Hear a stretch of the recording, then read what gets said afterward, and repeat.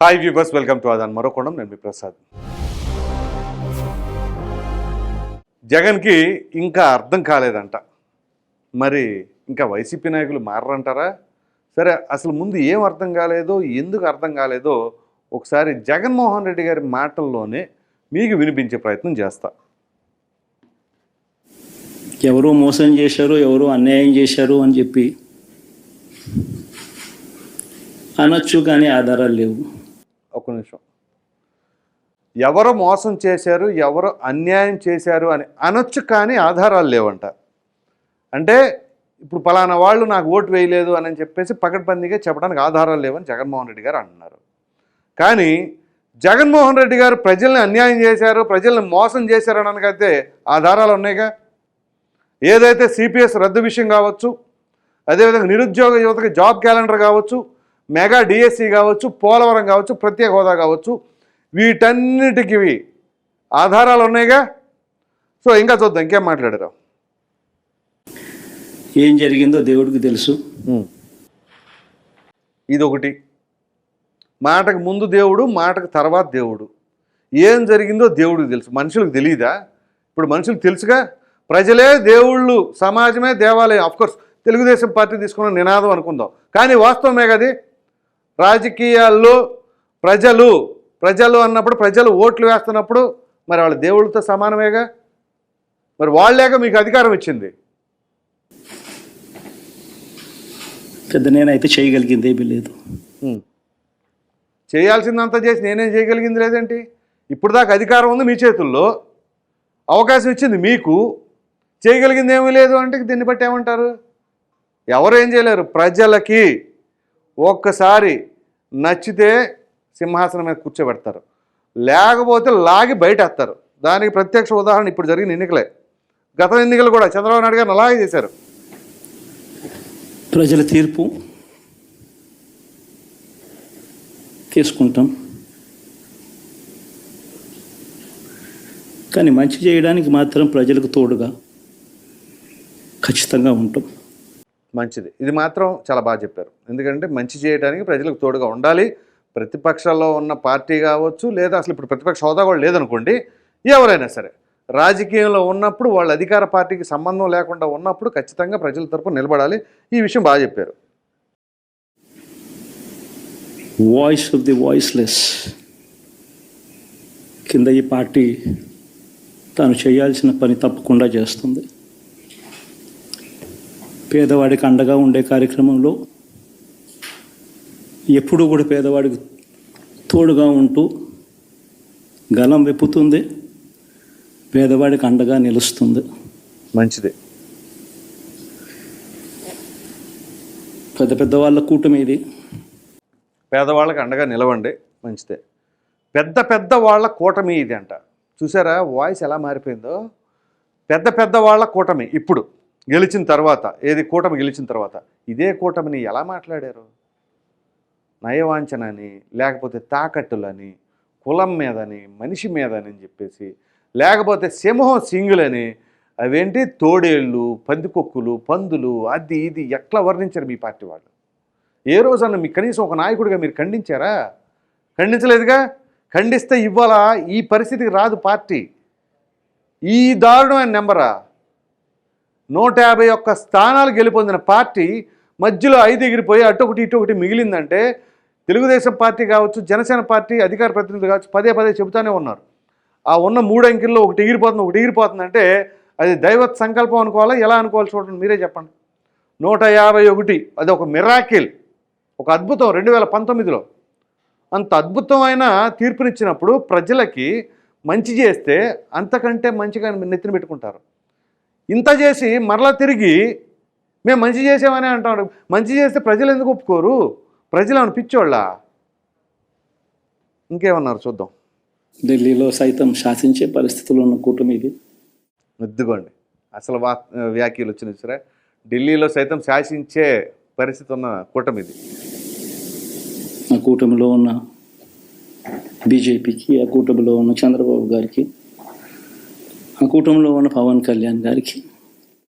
ఇది ఆశ్చర్యకరమైన పదం జగన్మోహన్ రెడ్డి గారి నోటి వెంట నుంచి ఎప్పుడెప్పుడా అని ఎదురు చూస్తూ ఉన్నారు. ఏంటి అంటే పవన్ కళ్యాణ్. ఆ పేరు కూడా ఎప్పుడు జగన్మోహన్ రెడ్డి గారు పలకల.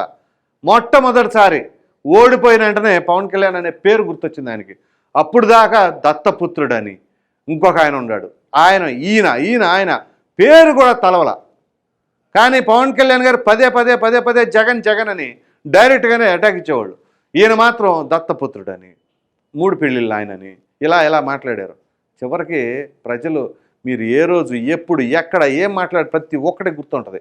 సో ఇప్పుడు మొట్టమొదటిసారి పవన్ కళ్యాణ్ ఇప్పుడు ఇంత చక్కగా మాట్లాడుతున్నారు కదా, ఇదే విధానాన్ని మొదటి నుంచి అవలంబించి ఉంటే ప్రజలు ఇంత ఇదిగా తిరస్కరించరు. అందరికీ కూడా వాళ్ళ గొప్ప విజయానికి అభినందనలు. ఓడిపోయినా కూడా నా ప్రతి కష్టంలో కూడా తోడుగా అండగా నిలబడిన నా ప్రతి నాయకుడికి, ప్రతి కార్యకర్తకు, ప్రతి వాలంటీర్కు, ప్రతి ఇంట్లో నుంచి వచ్చిన ప్రతి స్టార్ క్యాంపెయినర్గా నాకు తోడుగా నిలబడిన సో అందరికీ కృతజ్ఞతలు తెలుపుతున్నారు. ఆయనకి సపోర్ట్ చేసిన వాళ్ళతో తప్పలేదు, మంచిదే అది. ఎందుకంటే ఆయనకి ఇప్పుడు ఎంత కాదన్నా ఆయన ఓటింగ్ పర్సంటేజ్ ఆయనకు ఉంది. కాకపోతే అత్యుత్సాహంగా ఉండేవాళ్ళు ఉంటారు, మాట్లాడుతుంది దాని గురించి కూడా. సో అత్యుత్సాహపరంగా ఉండేవాళ్ళు సరే ఆ విషయం ప్రక్కన పెడితే ఇప్పుడు ఎంతో కొంత ఓటు పర్సంటేజ్ వచ్చింది. ఆయన కోసం కష్టపడిన వాళ్ళందరికీ కూడా ఆయన కృతజ్ఞతలు తెలిపారు. ఏం జరిగిందో తెలియదు కానీ, ఇది విచిత్రం, ఏం జరిగిందో తెలియదు కానీ అంటున్నారు. ఏమి చేసినా ఎంత చేసినా ఇంకా 40% ఓటు బ్యాంకు మాత్రం తగ్గించలేకపోయారు. ఏమి చేసినా ఎంత చేసినా అంటే ఏం చేశారో ఎవ్వరూ ఏం చేయలే, మొత్తం జగన్మోహన్ రెడ్డి గారే చేశారు. దాంట్లో డౌటే లేదు. అదేదో సినిమాలో బొమ్మరేళ్ళు అనుకుంటా జయసుధ అంటది, మొత్తం మీరే చేశారని ప్రకాష్ రాజ్ని. ఆ టైప్లో ఎప్పుడు దాకా నోరు తెరవని జయసుధ లాస్ట్లో ప్రకాష్ రాజ్కి ఎప్పుడు దాకా భయపడో గౌరవంతోనో ఉంటారు. సో ఒకేసారి క్లైమాక్స్లో బస్ట్ అయిపోద్ది అనమాట, మొత్తం మీరే చేశారని. సో అట్లాగే ఉంటుంది. సో ఎప్పుడైనా సరే గుర్తుంచుకోండి, ఎవరైనా సరే అధికారం ఇచ్చినప్పుడు దాన్ని సద్వినియోగం చేసుకుంటే మరలా ప్రజలు అధికారం ఇస్తారు. రాజశేఖర్ రెడ్డి గారి పరిపాలన తీరు ఎలా ఉంది? మీరు రాజశేఖర్ రెడ్డి గారి బిడ్డనని చెప్పేసుకుని వచ్చిన తర్వాత చివరికి మీ పరిపాలన ఎలా ఉందో బేరీజ్ వేసుకోలేకపోతారా? ఆ మాత్రం రాజశేఖర రెడ్డి గారికి 2004లో అంత బ్రహ్మాండమైన మెజారిటీ ఇచ్చినప్పుడు దాని తర్వాత 2009లో మరలా అధికారం ఎందుకు ఇచ్చారు? ఆయన ఎంత బాగా పరిపాలించాడు అని చెప్పి ప్రజల మనసులు గెలుచుకున్నారు. కాబట్టి త్రిముఖ పోటీ, ఒక ప్రక్కన త్రిముఖ పోటీ జరిగినా కానీ రాజశేఖర రెడ్డి గారు అధికారంలోకి వచ్చారు. మీరు 2019లో ఎంత బ్రహ్మాండంగా గెలిచారు, 2024 వచ్చేసరికి అంత దారుణమా? 140 స్థానాలు కోల్పోయారు. ఎవరి కారణం? మీరు, మీ వ్యవహార శైలి, మీ పరిపాలన తీరు. ఖచ్చితంగా మళ్ళీ ఇక్కడి నుంచి లేస్తాం. లేకుంటే తప్పులేదు. ఇప్పుడు ఎవరి ఆలోచనలు వాళ్ళకుంటాయి, ఎవరి నమ్మకాలు వాళ్ళకుంటాయి. మళ్ళీ ఇక్కడి నుంచి గుండె ధైర్యంతో నిలబడి మళ్ళీ లేస్తాం. లేకుంటే సార్ మంచిదే. నా రాజకీయ జీవితం అంతా కూడా ప్రతిపక్షంలోనే గడిపా, ఈ 5 సంవత్సరాలు తప్ప. పోరాటాలే చేశా. రాజకీయ జీవితంలో ఎవడు చూడని కష్టాలు కూడా అనుభవించా. ఇప్పుడు అంతకన్నా కష్టాలు ఏదైనా పెట్టినా కూడా సిద్ధంగా ఉన్నాం. రైట్, కష్టాలు చూసాను. ఇప్పుడు అంతకంటే కష్టాలు పెట్టినా నేను సిద్ధంగా ఉన్నాను. అసలు ఎవరు పెడతారు సార్? మీరు పెట్టారు. మీరు అధికారంలో ఉండంగా వాళ్ళు లేదు వీళ్ళు లేదు, సాక్షాత్తు మీరు ముఖ్యమంత్రి మరి అనే దానిలో మీరు అసలు ఉన్నారో లేదో తెలియదు. కానీ టీడీపీ కేంద్ర కార్యాలయం పైన దాడి చేస్తే దాన్ని కూడా మీరు సమర్థించారు అంటే దీన్ని బట్టి ఏం చేయాలి? మా అన్న ఎవరినైనా సపోర్ట్ చేస్తాడు, ఆయనకి మద్దతుగా ఉంటే అనే భరోసాని మీరు మీ కార్యకర్తలకు ఎలా ఇచ్చారంటే, జోగి రమేష్ అనే వ్యక్తి ఒక ఎమ్మెల్యే చంద్రబాబు నాయుడు గారి ఇంటి మీదకి వెళ్ళినందుకు ఇమీడియట్గా మినిస్టర్ పదవి. ఆ జోగి రమేష్ మరి ఇప్పుడు ఎక్కడున్నాడో తెలియదు. కానీ నిన్నటి దాకా అంటే ఎన్నికల రిజల్ట్ దాకా కూడా మంత్రి ఆయన ప్రజలంటే గౌరవం లేదు, రాజకీయ పార్టీ అన్నా గౌరవం లేదు.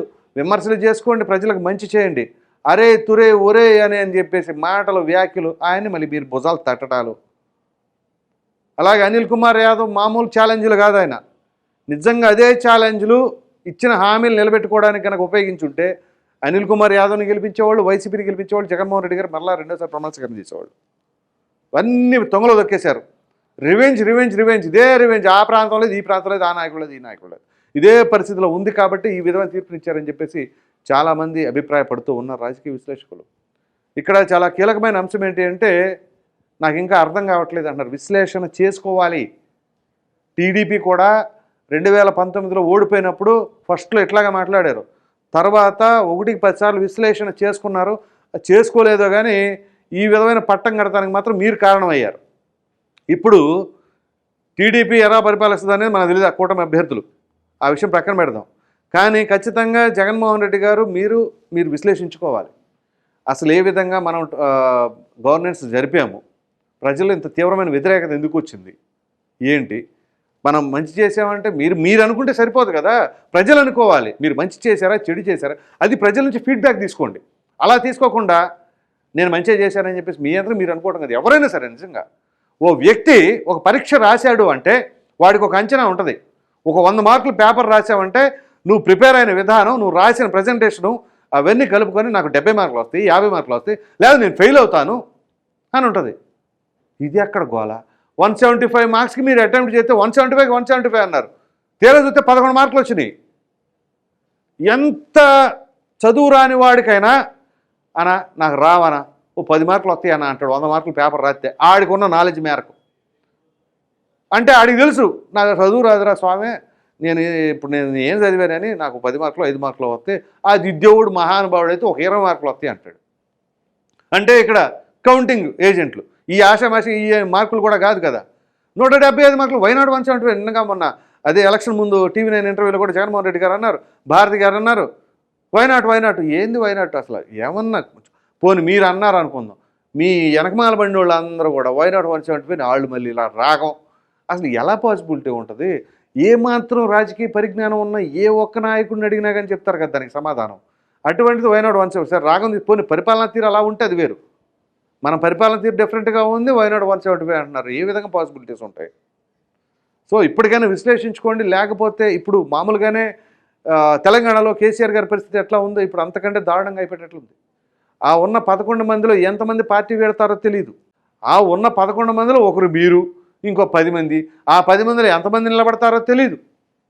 సో మొత్తం మీద ఓ విధంగా చెప్పాలి అంటే జగన్మోహన్ రెడ్డి గారు ఎంత సంచలనంగా పార్టీ పెట్టి అధికారంలోకి ఎంత బలంగా వచ్చారో అంతకంటే దారుణంగా ఫెయిల్ అయ్యి ఓటమి పాలయ్యారు. ఈ క్రమంలో మరి భవిష్యత్ రాజకీయాల్లో వైసీపీ పరిస్థితి ఎలా ఉంటుంది అనేది ఈ 5 సంవత్సరాల్లో ఈ కూటమి ఏ విధంగా అధికారం చేస్తే పరిపాలిస్తే దాని భవిష్యత్తు వీళ్ళ రూలింగ్ మీద వైసీపీ భవిష్యత్తు అయితే ఆధారపడి ఉంటుంది. మరి చూడాలి. ఎందుకంటే నేను అంతకుముందు చెబుదాం అనుకుంటే అది కొంత ఇన్ఫ్లుయెన్స్ చేస్తుందని చెప్పేవాడిని కాదు. కానీ పబ్లిక్ ట్రాన్స్పోర్ట్లో నేను ట్రావెల్ చేస్తున్నప్పుడు పొరపాటున ఒక 100 మంది సమూహంలో అంటే ఒక ట్రైన్లో కానీ ఒక 50 మంది సమూహం ఉన్న ఒక బస్సులో కానీ ఎవరైనా ఒకరు వైసీపీ అభిమానం లేదా జగన్మోహన్ రెడ్డి గారి అభిమానం ఉండి మరలా జగనే గెలుస్తాడు అని ఒక్క మాట అన్నందుకు ఇమీడియట్గా పబ్లిక్ నుంచి ఎంత యాంటీగా మాట్లాడేవాళ్ళు అంటే నీకేం తెలుసురా అనే స్థాయికి వెళ్ళి ఆ కుర్రవాడిని ఎవరైతే ఆ మాట అన్నారో వాళ్ళ షర్టు పట్టుకుని స్టేజ్లో ఉండేవాళ్ళు ప్రజలు. ఇది ఇప్పుడు కాదు, గుర్తుంచుకోండి. గత 2 సంవత్సరాలుగా నేను గమనిస్తున్నా. అట్లాంటి పరిస్థితి 2 సంవత్సరాలు నేను గమనిస్తున్నానంటే జగన్మోహన్ రెడ్డి గారి రాజకీయ భవిష్యత్తు ఎలా ఉండబోతుంది అనేది నాకు ఒక క్లారిటీ ఉంది. 2024 ఎన్నికల్లో జగన్మోహన్ రెడ్డి గారు ఎలా ఉండబోతున్నారు నేను చాలామందితో పంచుకున్నప్పుడు పర్సనల్గా ఆఫ్లైన్లో అంత కొంతమంది కొట్టిపడేశారు. ఇవాళ మరలా వాళ్ళే ఫోన్ చేసి అన్నా బాగా చెప్పేవన్నా, కరెక్ట్గా గెస్ చేసేవన్నా అని అంటున్నారు. సో అది ప్రజలు ఆలోచన తీరు అట్లా ఉంటుంది అన్నమాట. దీన్ని బట్టి మీరు అర్థం చేసుకోండి. ఇప్పటికైనా విశ్లేషణ చేసుకోండి. ఖచ్చితంగా బౌన్స్ బ్యాక్ అవ్వచ్చు. ఎవరికైనా సరే ఆ అవకాశాలు ప్రజలు మరలా ఆదరిస్తారు. ఏది ఇప్పుడు ఉన్న అధికారంలో ఉన్న నాయకులు కనుక సరిగ్గా పరిపాలన చేయకపోతే, అలా కాకుండా వాళ్ళు మంచిగా పరిపాలించారనుకున్నప్పుడు మీ పరిస్థితి ఎలా ఉంటుంది అనేది కూడా అది వేరే అంశం. కానీ మీకు వచ్చిన అవకాశాన్ని మీరు సద్వినియోగపరచుకోలేదు కాబట్టే ఇవాళ పవన్ కళ్యాణ్ గారికి కానీ చంద్రబాబు నాయుడు గారికి మళ్ళీ అవకాశం రావడం జరిగింది. మరి చూద్దాం ఇప్పుడు ఈ పరిపాలనా తీరు ఎలా ఉంటుంది. ఆ తర్వాత మరలా వీళ్ళు పార్టీని పూర్వ వైభవం తీసుకొచ్చే పరిస్థితి ఉంటుందా లేదా అలాగే మిగిలిపోతుందని. ఈ వీడియో కనుక మీకు నచ్చినట్లు లైక్ చేయండి, షేర్ చేయండి. అదేవిధంగా జగన్మోహన్ రెడ్డి గారికి ఏం అర్థం కాలేదంట. మరి ఇప్పటికైనా సరే ఆత్మపరిశీలన చేసుకుంటారా లేదా అన్న దానిపైన మీ విలువైన అభిప్రాయాన్ని కామెంట్ రూపంలో ఖచ్చితంగా తెలియజేయండి. మరిన్ని వీడియోస్ కోసం మన ఆదాన్ ఛానల్ సబ్స్క్రైబ్ చేయడం మాత్రం మర్చిపోండి. Thank you.